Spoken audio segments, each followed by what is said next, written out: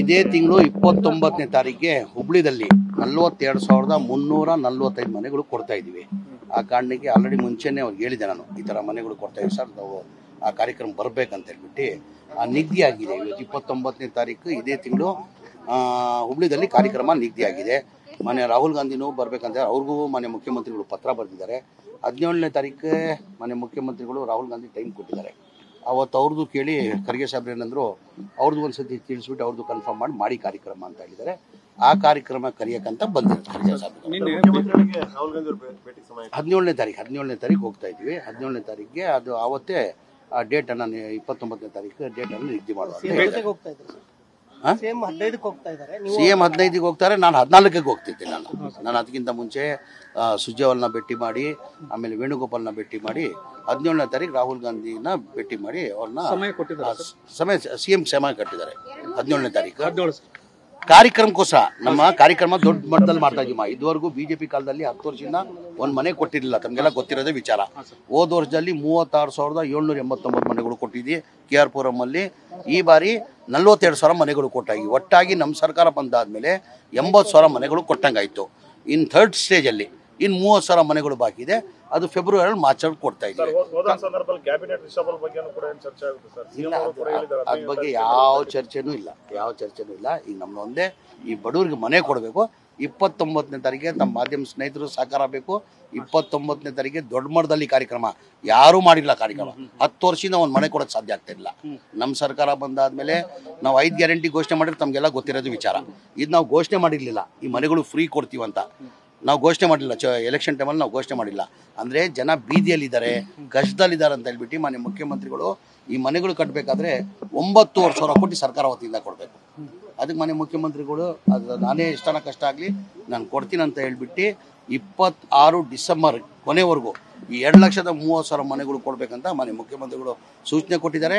Stage by stage ನಾವು ಕೊಡ್ತಾ ಇದ್ವಿ. ಈ 29ನೇ ತಾರೀಕಿಗೆ 42,345 ಮನೆಗಳು ಕೊಡ್ತೀವಿ.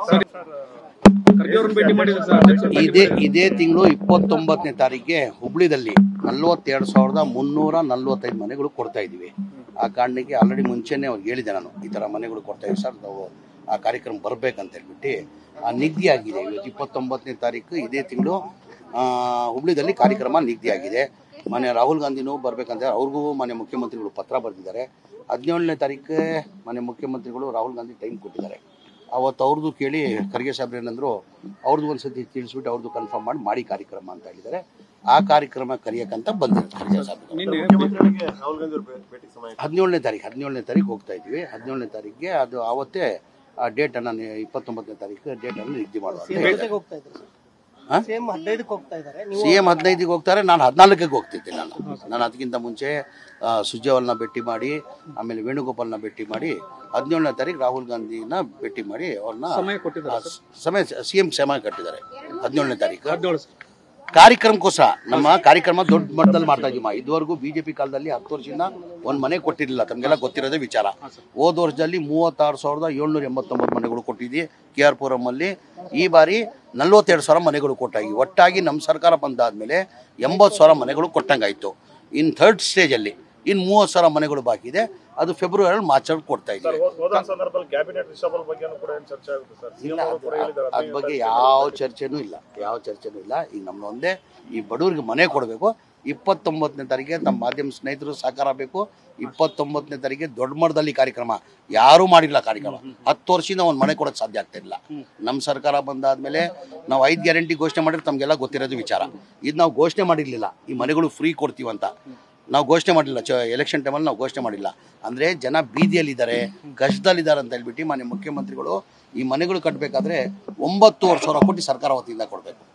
ಅದಕ್ಕೆ ಮಾನ್ಯ ಮುಖ್ಯಮಂತ್ರಿಗಳು ಅದು ನಾನೇ ಎಷ್ಟನ ಕಷ್ಟ ಆಗಲಿ ನಾನು ಕೊಡ್ತೀನಿ ಅಂತ ಹೇಳ್ಬಿಟ್ಟು 26 ಡಿಸೆಂಬರ್ ಕೊನೆವರೆಗೂ ಈ 2,30,000 ಮನೆಗಳು ಕೊಡಬೇಕಂತ ಮಾನ್ಯ ಮುಖ್ಯಮಂತ್ರಿಗಳು ಸೂಚನೆ ಕೊಟ್ಟಿದ್ದಾರೆ. ಸ್ಟೇಜ್ ಬೈ ಸ್ಟೇಜ್ ನಾವು ಕೊಡ್ತಾ ಇದ್ವಿ. ಈ 29ನೇ ತಾರೀಕಿಗೆ 42,345 ಮನೆಗಳು ಕೊಡ್ತೀವಿ.